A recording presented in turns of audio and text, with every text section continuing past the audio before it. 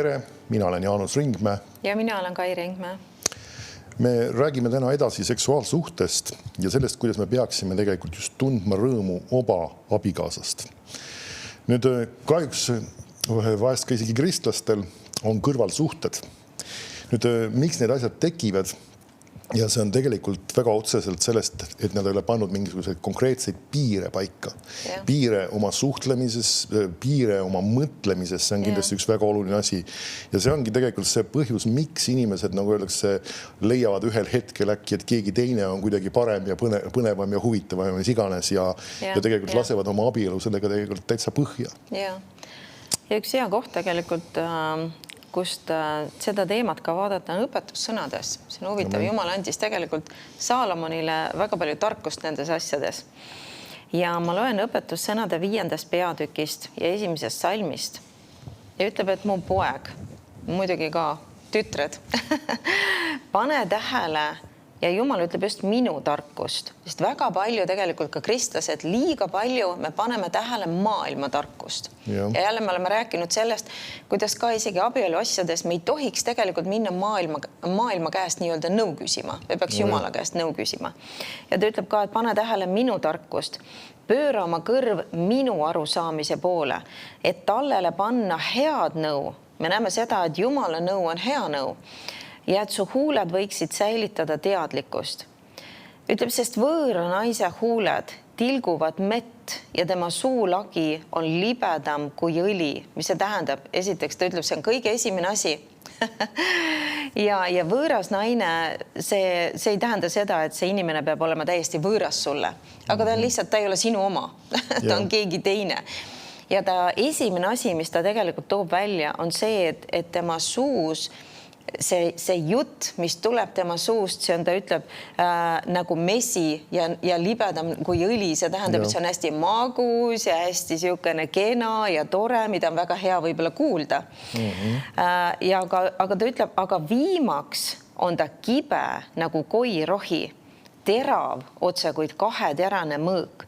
Ja tähendab seda, et igasugused magusad ja kenad jutud, mis tulevad teiste inimeste suust, ei pruugi olla tegelikult isegi hea eesmärgiga esile toodud. Nad võivad lõppeda tegelikult väga valusalt ja väga teravalt. Ja ta ütleb lausa, ta jalad lähevad alla surma, ta sammud veavad põrgu haua poole. Vau! Nii et ja jälle, aga miks jälle Jumal räägib neid asju? Ta tahab meid hoiatada ja ta tahab meid hoida ja kaitsta. Ja see ongi see, miks ta ütleb ka, et pane tähele minu tarkust ja pöörama kõrv minu arusaamise poole. Või me võiks öelda, pöörama kõrv Jumala sõna poole. Sest et kui me paneme tähele Jumala sõna, siis me oleme kaitstud ja hoitud. Ja kui me tegelikult Jumala sõna tähele ei pane, siis ongi see, et me võime ära eksida ja me võime lõpetada väga, väga halvas kohas tegelikult. Kui me puksime Jumalale vastu ja arvame, et meie oleme targemad. See on tihti, mis juhtub isegi kristlastega, et me arvame, et me oleme targemad kui Jumal. Me ei ütle seda, aga tegelikult meie võib-olla käitumine ja nii-öelda teod näitavad seda. Aga edasi ta ütleb, ta ei pea silmas elurada. Ta jäljed ekslevad ilma, et ta märkakski. Sellepärast, mu pojad, kuulge mind ja ärge lahkuge mitte minu suusõnadest. Hoia oma tee temast kaugel ja ära mine tema koja ukse ligi. Nüüd see ongi jälle see, mida Jumal ütleb. Mitte ainult see, et nii-öelda me ei tohiks isegi lasta ennast petta nendel libedatel ja magusatel sõnadel, mis meile võib-olla räägitakse. Ta ütleb, ära mine isegi tema koja ukse ligi. Ära mine üldse lähedale. See ongi see, et vahest kristlased ka mängivad liiga palju patuga, et kui kaugele ma saan veel minna ilma, et ma kukuks nii-öelda sinna patu sisse täiesti. Ja tegelikult see on ka jälle patuga mängimine, kui me laseme nii-öelda nüüd oma emotsioonidel ja oma see, et need magusad ja kenad sõnad on nüüd mõjutanud minu emotsioone, et ma tahaks nii olla sellega inimesega veel koos ja ma tahaks temaga veel rääkida ja ma tahaks temaga veel asju jagada ja see on patuga mängimine. See on väga selgelt patuga mängimine ja ta ütleb, et lausa see tõmbab, kuna ta ütleb, tema jalad lähevad alla surma ja sammud veavad põrgu haua poole. Mis see tähendab, kui nüüd me me laseme ennast petta nii-öelda ja me veedame aega selle teise inimesega, mitte oma abikaasaga. Nüüd tegelikult see on meid hakanud vedama põrgu poole. Ja see on täpselt nii ohtlik mäng, nagu Jumal ütleb siin, sest et Jumal teab, mis selle asja taga on. Meie tihti ei näe. Meie näeme ainult seda hetke emotsioone või mis on just meil silma ees, aga Jumal näeb kaugemale. Ja Jumal hoiatab meid nende asjade eest. Ja ütleb, et me ei läheks siis isegi tema koja ukse ligi. Et sa ei annaks oma au mitte teistele ega oma aastaid armutule. Et võõrad ei küllastuks sinu varast ja su töövaev ei läheks muulase kotta. Me näeme seda, mis nüüd hakkab, allakäik hakkab. Kõik hakkab minema jamasti tegelikult. Ta ütleb isegi see, et sul võib-olla sa saad head palka, aga kuidagi viisi see libiseb lihtsalt näppude vahelt kogu aeg ära ja kuidagi viisi kogu aeg nagu äkki haigused tabavad ja puudus hakkab nagu tulema ukse ligi ja kõik asjad hakkavad alla minema. Miks? Sest et me ise oleme astunud vale tee peale, kui me oleme lasknud ennast petta. Ja ütleb, et sa viimaks ei hakkaks vinguma, kui su liha ja ihu on lõppenud. Nüüd ta räägibki tegelikult sellest, et haigused võivad tabada ja tegelikult hakkavadki, sest et mis see on, kui me nüüd astume, sest et see on selgelt vale tee, Jumal ütleb, et me ei läheks selle tee peale, Jumal on hoiatamas meid. Ja nüüd, kui me laseme ennast tõmmata kellelgi teisel inimesel kui oma abikaasalt, ta räägib siin küll nagu mehele, aga see täpselt samamoodi ta räägib ka naistele, sest ka naine võib lasta ennast tõmmata kellegi teise mehe poolt nii-öelda oma emotsioonides just ja mitte oma abikaasa poolt ja see on vale tee ja see on vale rada ja see on põrgu tee tegelikult ja ta ütleb, et me ei teeks seda, sest et haigused tulevad, puudus tuleb kätte, igasugused hädad hakkavad tulema, sest et see ei ole enam Jumala tee ja ta ütleb nüüd, et see inimene nüüd siis ütleb, et ega ütleks siis, miks ma küll vihkasin õpetust ja miks mu süda põlgas noomitust. Miks ma ei kuulanud juhatajate häält ega pööranud kõrva õpetajate poole. Pea oleksin sattunud lausa õnnetusse keset kogukonda ja kogudust. Me näemegi seda, koguduses ka inimesed võivad sattuda väga suurde auku ainult sellepärast, et nad ei ole kuulanud Jumala sõna õpetust ka nende juhtide kaudu, kes on nende üle. Amen. Pastorid, need, kes on nende inimeste, koguduse inimeste üle, kui nad ei kuula nende häält, sest et Jumal on rääkimas nende kaudu, nad võivad sattuda väga suurde auku. Kui nad puksivad vastu, kui nad ikkagi tahavad teha selle järgi, mida nemad tahavad. Ja ta ütleb siin, joo vett omast kaevust ja mulle meeldib, mis laiendatud tõlge ütleb, puhtast abielu suhtest. Ja ütleb voolavat vett omast allikast. Kas peaksid su lätted ja jälle ütleb laiendatud tõlges sinu järel tulev sugu valguma tänavale, mis see tähendab, mõnele inimesel on lapsed igal pool. Ja ta ütleb, et see ei peaks nii olema. Su veeojad turgudele ja ütleb laiendatud tõlge selle, et piira end ainult oma enese naisele. Mulle jälle meeldib see on jälle see, et me peame ennast piirama kuhugi, me peame, nagu sa ütlesid ka alguses, me peame panema piirid ja raamid. Kus on see, kus ma nüüd astun üle piiri ja see ei ole enam, ma ei käi enam tegelikult nüüd valguses, ma käin pimeduses, sest ma olen astunud üle piiri ja see võib juhtuda isegi ainult emotsionaalselt. Ja ütleb, kuulugu need, ta räägib nüüd tegelikult ajendatud tõlge, ütleb ka sinu lapsed ainult sinule, aga mitte ühes sinuga võõraile. Olgu õnnistatud su allikas. Ja jälle mulle meeldib, üks laiendatud tõlge ütleb, ta ütleb, las su elu allikas olla õnnistatud truuduse autasudega. Vau! See tähendab seda, et kui me elame nagu truult oma abikaasale, see saab, Jumal tasub meile. Seal on autasud, mida me saame Jumala käest sellepärast, et me oleme hoidnud ennast puhtana, me oleme hoidnud ennast nii-öelda astumast üle nende piiride ja me oleme hoidnud ainult seda õiget suhet oma abikaasaga. Ja ta ütleb, ja tunne rõõmu oma noore ja naisest, kes on otse kui armas ema hirv, keda kena kaljukits, tema rinnad joovastagu sind igal ajal, eksi alati tema kallistustesse. Miks peaksid mu poeg eksima võõra naise juurde? Või ütleb ka jälle laiendatud tõlkes, miks sa peaksid armuma võõrasse naisesse? See on jälle väga, ta küsib, miks sa peaksid? sest seal ei ole tegelikult mingit põhjust. See põhjus on ainult see, et me muutume rahulolematuks oma abikaasa suhtes. Ja nüüd keegi teine tundub meile palju toredam, palju armsam, palju kenam, aga see on vale tee. Ja ütleb siis kaisutama võõrama naise põue. Sest mehe teed on Jehova silma ees ja tema paneb tähele kõikida jälgi. Ja ta ütleb ka laiendatud tõlkes, Jumal tahab, et me elaksime kainelt, kõlbeliselt ja Jumala kartlikult. Ja ta õelad tabavad tema enese süüteod ja teda peetakse kinni tema enese patuköitega. See on see, et ta ise laseb nii-öelda ennast minna sinna patutee peale. Amen. Ja nüüd ta on kinni püütud. Ja ta ütleb, ta sureb õpetuse ja lisab laiendatud tõlkes ja distsipliini puudusest ja läheb eksiteele suurest rumalusest. Ja me näeme jälle õpetus ja distsipliin. Me peame distsiplineerima oma elu, distsiplineerima, millele me mõtleme, millele me vaatame, mida me teeme oma elus. Ja see hoiab meid õigel teel. Amen. Nüüd siin õpetussõnades on üks teine ka mingil määral sarnane nii-öelda kirjakoht. Aga nüüd miks mina Jumala sõna nagu kordab ühte sama asja mitmeid kordi eri külje pealt, järelikult see on väga oluline element. Et nagu öeldakse, et seda kuulata ja seda tähele panna. Nüüd õpetussõnade 7.1 ütleb niimoodi. Mu poeg, hoia mu sõnu ja pane tähele käsutenedele tallele. Pea mu käske ja et sa jääksid elama, hoia mu õpetust kui oma silmatera. Seoned enesele sõrmede ümber, kirjuta need oma südame lauale, ütle tarkusele, sa oled mu õde ja hüüa mõistust sugulaseks. Nüüd ma teen enne pausi, kui ma lähen selle teise osa juurde siia. Ma olen näinud ühte asja, et inimesed, kes ei käi korralikult koguduses, mis jaoks inimesed koguduses käivad, selleks, et Jumala sõna kuulda. See on üks väga oluline element tegelikult.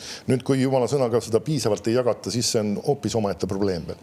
Aga see on väga oluline see, et koguduses on Jumala sõna väga olulisel kohal.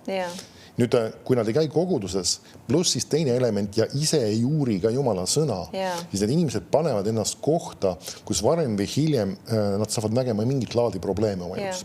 Ja see on üks ala tegelikult, mille siin Jumala sõna konkreetselt välja toob ja ta ütleb siin siis 5. salmis, viidates nüüd selle samale Jumala sõnale ja just sellele, et see hoiaks sind võõra naise eest.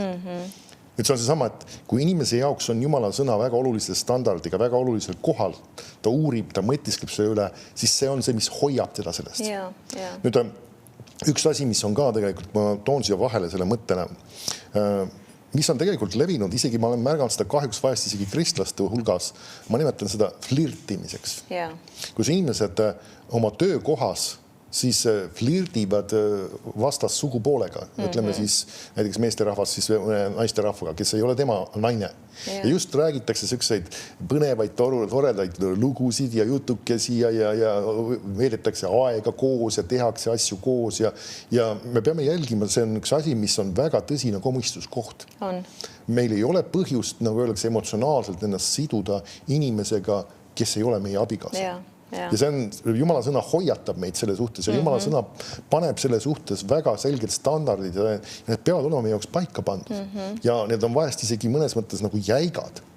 Ja see peabki nii olema, sellepärast, et me tahame ennast hoida. Me tahame ennast hoida selle hävituse eest, mis selle taga võib olla.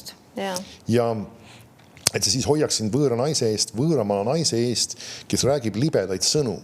Jällegi ta viitab sellele samadele sõnadele. See on seesama just seesama suhtlus ja see sõnad, mis teine inimene võib rääkida. Ja seesama sõnad hakkavadki looma seda emotsionaalset sidet kahe inimese vahel. Ja kui see ei ole sinu abikaasa, siis sul ei ole põhjust, nagu öeldakse, ka temaga oma südant jagada. Ka see on üks teema näiteks ka, et me peame enda jaoks ka need asjad paika väga selgelt panema.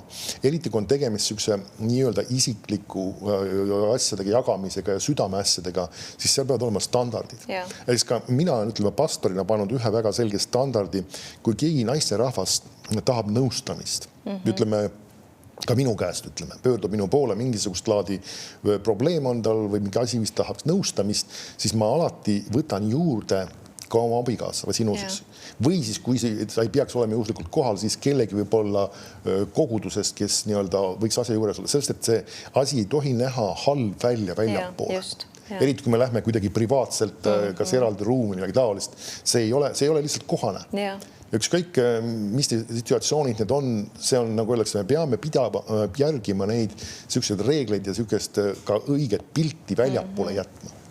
Ja nüüd, mis vaatame edasi, ta ütleb siin, ja siis räägib libedaid sõnu, siis ta ütleb, sest ma vaatasin oma koja aknast, heitsin pilgu läbi akna ava ja nägin kogenematute seas ja märkasin poiste hulgas meeletut noort meest. Nüüd see sama sõna kogenematu, ma otsisin välja ja Laindet tõlgib selle üsna huvitava fraasiga. Ta ütleb, et need, kelle pea on tühi ja kelle süda on tühi. See tegelikult viitab just sellele, et nad ei ole lasknud Jumala sõnal minna enda mõtlemisse ja ka oma südamesse. See on just see sama mõte, mis selle asja juures on. Ja siis ta ütleb veel siit samast, kui sa hakkad nüüd vaatama seda kirjeldust ja siis see mees, see kogenematu mees siis märkasin siis poiste hulgas meeletut noort meest ja ta käis mööda tänavat kuni selle nurgani ja sammus siis naise koja poole. Videvikus, kui päev õhtule jõudis öö ja pimeduse saabudes. Me näeme seda, et see on ka jälle üks asi, see pimeduse saabumine. Ja vaata, naine tuli temale vastu, hoora ehtes ja kavala südamega. Nüüd siin on üks asi tegelikult, see väljend on päris omapärane. Mis asi? Hoora ehtes. Järelikult on mõningad riietusesemed ja mõningad asjad, mida inimesed kannavad, mis kannavad teatud tüüpi sõnumit. Mõni ütleb, kas need on need liiga paljastavad ja kindlasti ka. Nüüd oleme ausad ja sellega, kui olla väga karm ja blank, inimesed, kes on kauem elanud, on näinud seda. Kui ma mõtlen selle aja pealt tagasi, kui ütleme, meil oli 80. lõpus üks periood, kus ka välismaalasi sihiti, kes tulid siia Eestisse. Ja ka isegi meil oli tol ajal siis Viru hotelli ees olid mõned naisterahvad, kes sihtisid või ennast pakkusid tegelikult nendele välismaalastele tegelikult kui prostituudid põhimõtteliselt. Ja nendel oli teatud välimus. Neil olid teatud tüüpi riided, teatud moodi väga ennast eksponeerivalt, paljastavalt olid nad riides. Ja tegelikult, mis asi see ongi, see on sama, millele ta viitab siin. Nüüd, kui kõige kurvem minu jaoks on selle juures see, et need samad riideesemed on tulnud moodi tänaseks päevaks väga paljudes asjades. Ja mitmed elemendid täiesti, sa võid näha, sa mõtled, kui sa oled kauem elad, mis asja? See inimene tegelikult ei ole selliste mentaliteetidega, aga nüüd nad on toonud need tavariietuse sisse. Me peame tegelikult ka mõtlema selle peale, missugune me välja näeme. See ei saa olla, nagu öeldakse, mis iganes ja see on väga moekas ja väga kena. Kui see on liiga paljastav ja eksponeeriv, siis see annab ka teatud sõnumi. Ja selle peale peab iga ka kristlasest naisterahvas ise mõtlema ka. Missuguse sõnumi tema riietus annab väljapoole? Mida ta paneb inimese mõtlema? Kas ta eksponeerib endal ma ei tea, ütleme, vahest dekolteed on ülimalt suured ja nägi taolist või kleidid ülimalt lühikesed ja see ei ole okei, sest see annab ühe sõnumi. Ja siin see andis ka sõnumit tegelikult ja seda väga selgelt nimetatakse kohe just täpselt niimoodi. Ja siin vaatame edasi, ta ütleb ka 11 salm. Ta oli rahutu ja isemeelne, ta jalad ei püsinud kodus, puhu oli ta tänavatel, puhu turgudel ja ta varitses iga nurga juures. Ja haaras temast kinni, suudles teda ja ütles temale häbitu näoga. Ma pidin viima tänu ohvreid ja ma tasusin täna oma tõotused. Nüüd me näeme, ta üritab veel seda asja nii-öelda nagu vaimulikustada. Ta teeb nagu midagi nii-öelda vaimulikku. Ma ei tea, mis vaimulik see on siin, aga midagi sukest nagu üritab selle veel väga kenasti peita selle asja taha. Ja siis ta ütleb, seepärast ma tulin välja sulle vastu sind otsima. Kas sa märkad, ta räägib justkui tohutust igatsusest ka tema järgi. Ja ma leidsin sind. Ma katsin oma voodi vaipadega, kirju Egiptuse lõuandiga. Ma riputasin voodisse mürri, aaloet ja kaneeli. Tule joobume kallistusist hommikuni, tundkem rõõmu armastusest. Ta nimetab seda armastuseks, muidugi see ilmselgelt ei ole. Sest mu mees ei ole kodus. Ta läks pikale teekonnale. Me näeme, ta täiesti planeeritult rikub ka siin abielu. Ta võttis rahakukru ühes ja tuleb koju alles täiskuu ajaks. Ta võrgutas teda paljude meelitussõnadega, ahvatles oma libedate huultega, lihtsameelselt läks mees temale järele nagu härg, keda viiakse tappa, otse kui ahelasse pandud hull. Me näeme, kuidas kuidas see mees jõudis sellesse kohta. Me näeme siin erinevaid asju. Selle naise sõnad, siis me näeme tema välimust ja ka tema nii-öelda just neid libedaid sõnu, kuidas ta teda tõmbab. Ja see on üks asi, miks seda meil kirjeldatakse seda asja, et me õpiksime ära tabama sükest asja. Just. Ja. Et nagu, mis võivad olla need asjad, mis üritavad meid tõmmata sellesse võrku ja mõni ütleb, mind sükesed asjad ei häiri. Me peame arvestama, kahjuks on sellised inimesi meie ümber, kahjuks on inimestel vahest vägagi valed motiivid ja hoiakud ja me peame, nii kui me näeme midagi sellist, me peaksime kohe panema stopp ja oleme sellise asja suhtes võib-olla vägagi konkreetsed, jäigad ja isegi nii-öelda astuma kaugele eemale sellest situatsioonist või olukorrast. Nüüd ta ütleb nagu lind, kes tõttab võrku ega tea, et see maksab tema hinge, kuni nool lõhestab ta maksa. Ja nüüd, pojad, kuulge mind ja pange tähele mu sõnu, ärgu pöördugu su süda tema teedele, ära eksi tema radadele, sest palju on maha löödud, keda tema on viinud langusele, rohkesti on neid, keda tema on tapnud. Tema koda on põrgu tee, see viib alla surmakambritesse. Nüüd see sõnapruuk, mida ta kasutab, nüüd mõni ütleb, et kas see oli naine, kes tappis kõik ära või? Ei, see ei räägi sõnalt. Et see on seesama see võrdpilt, mis siin, aga me näeme, kuidas see toob ühe hävingu selle inimese ellu. Ja see võib olla väga erinevates alades ja see ei ole nagu öeldakse mängukoht. See ei ole lihtsalt, et mis siin ikka siis, üks väike kõrvalhüppe ja mis iganes. See on hävitus ja see, kui Jumala sõna nii ütleb, siis meil on tark seda teada võtta ja nii-öelda panna väga selged piirid, väga selged raamid ja nii-öelda me ei kirjuta selle alla, me ei mängi seda kaasa, ei mingisugust flirtimist, ei mingisuguseid veidraid, sobimatuid suhteid ja jäigad piirid. Sest see on turvaline, nagu öeldakse, me ei pea leidma üles, kui kaugel see nii-öelda see hall ala võimaldab mul minna, selge konkreetne joon ja sellest ma ei astu lihtsalt üle. Ja, sest et mida tegelikult kurat tahab teha meie kõigiga, ta tahab meid tuua sellesse samasse vastuhakku ja mässu, kuhu tema ise langes. Ja see ongi see, et me nii-öelda astume Jumala tee pealt kõrvale, astume nüüd tegelikult põhimõtteliselt astumegi põrgu tee peale. Sest et kui me võta vastu Jumala sõna ja tema hoiatusi, siis me astume põrgu tee peale ja me oleme käimas tegelikult nüüd põrgu poole ja inimene ei pruugi sellest ise üldse aru saada. Aga see on väga tõsine teema. Ja jälle õpetussõnades, ma loen veel ühe kirja, kohe õpetussõnad on täis seda teemat.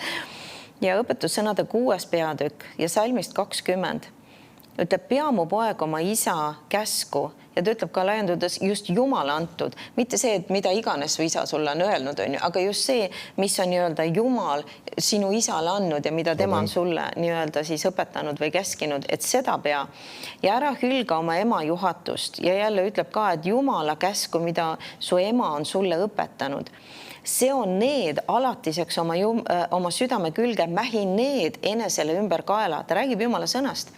Need või Jumala sõna siis juhtigu sind, kui sa kõnnid, valvaku sind, kui sa magad, kõnelegu sinuga, kui sa ärkad. Sest käsk on lamp ja õpetus on valgus ja korrale kutsumise manitsused on elutee. Nüüd see ongi see, paljudele inimestele meeldi see, kui keegi neid korrale kutsub või manitseb. Ja tegelikult see on see, et see inimene, kes sind manitseb ja korrale kutsub, see inimene armastab sind tegelikult tõeliselt. Miks? Sest ta ei taha, et sa läheksid põrgu tee peale. Ja ta tahab, et sul läheks hästi. Ja ütleb jälle, miks? Et sind hoida halva naise eest. Jälle see sama jutt, võõrama naise libeda keele eest või ütleb ka laiendatud tõlge meelitava keele eest. Jälle me näeme seda, sest meelituses on ka pettus sees. Ja see on väga-väga ohtlik asi, kui me hammustame sellesse sisse, kui me laseme ennast petta. Ja ütleb, ära himusta oma südames tema ilu. Nüüd jälle, just sa rääkisid sellest välimusest ja sellest. Paljud lasevad ennast petta. Ja jälle, miks inimesed lasevad sellel pettusel ka tulla, on see, et neil tuleb see rahulolematus oma abikaasa suhtes ja see on väga ohtlik asi. Me peaks olema tänulikud Jumalale oma abikaasa eest, me peaks olema armastamas neid siiralt ja südamest südamest ja see ka on see, mis hoiab ja kaitseb meid. Ära himusta oma südames tema ilu, ära lase ennast vangistada tema silmalaugudest, sest hoora naise jaoks jätkub pätsist leivast, aga teise mehe naine püüab kallist hinge. Kas keegi võib kanda põuest tuld ilma, et ta riided põleksid? Kas keegi võib käia elavate süte peal ilma, et ta jalad kõrbeksid? Ja ütleb, nõnda on sellega, kes läheb oma ligimese naise juurde. Nüüd, mis asi? See, et ta toob selle võrdpildi, et su põues nagu midagi põleb või su jala all midagi põleb. See on tegelikult see, et sa oled astunud selle vale tee peale nüüd ja sa oled nagu tules tegelikult. Nüüd, see on nagu peaksin meelde tuletama, astu kõrvale sellelt tee pealt. See on üks vale tee. Ja ütleb ka laiendatud tõlges, et ta saab olema piinatud kurjade tagajärgedega ja õiglase kättemaksuga. Mille pärast? Ta on astunud vale tee peale. Ta on astunud Jumala tee pealt ära.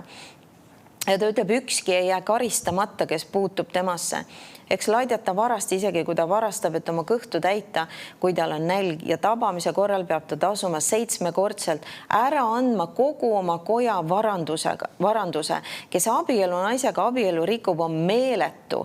Ainult see teeb seda, kes oma hinge tahab hävitada. Teda tabab nuhtlus ja häbi ja tema teotust ei saa ära pühkida. Ja täpselt nii tõsine see asi on. Ja väga paljud kristlased ei taha seda uskuda ja arvavad, et see tunne ja see suurepärane emotsioon, mis mul on selle teise inimesega, et see on ainult hea ja see viib mind millegi hea sisse. Tegelikult see on ainult pettus ja tegelikult see viib sind ainult hävitusse ja langusesse ja ainult halvad asjad on su ees, kui sa lähed selle tee peale.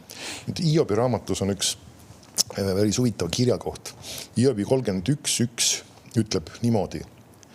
Ma andsin oma silmadele seadusele, kuidas ma võiksin siis vaadata neitsi poole. Nüüd, kui mõni loeb seda, mõtleb, millest siin jutt on. Nüüd, tegelikult sellele vaadates erinevaid tõlkeid võib avastada selle asja nagu selle sisu või selle nüansi, mis siin sees on just. Ja laiendatud tõlge tõlgib see niimoodi. Ma dikteerisin oma silmadele lepingu, kokkuleppe, kuidas ma saaksin siis himustades tüdruku peale vaadata. Nüüd me näeme seda, et Hiob oli enda jaoks väga selgelt paika pandud, et ta pani ühe lepingu, nagu ta ütleb, et dikteeris, mis see viitab, tema suusõnad. Ta ütles seda, see on see, mis mina olen otsustanud. See on see, mis ma olen paika pannud. Nüüd mõni ütleb, et kas me siis ei tohigi mõnda naisterahvast niimoodi vaadata. Nüüd vaatamisel ja vaatamisel on vahe ja see ongi see, mis ta räägib tegelikult. Ja minu meelest laindud või see Message Bible tõlgib selle veel väga julge nüansiga. Ütleb, ma tegin endaga püha lepingu mitte kunagi oma silmadega tüdrukut lahti riietada. Nüüd see räägibki tegelikult seesama himustades vaatama, et see, mis on selle vaatamise taga.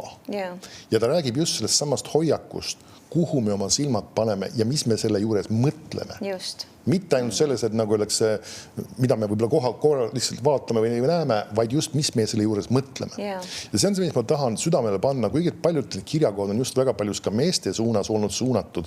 Et igaüks me kristlasena, me peame panema enda jaoks paika teatud standardid, konkreetsed lepingud või suhted ja ütlema, see on see viis, kuidas ma kavatsen elada, see on see viis, kuidas ma kavatsen minna ja see on toob ka meile tõelise õnnistuse ja Jumala soosingu.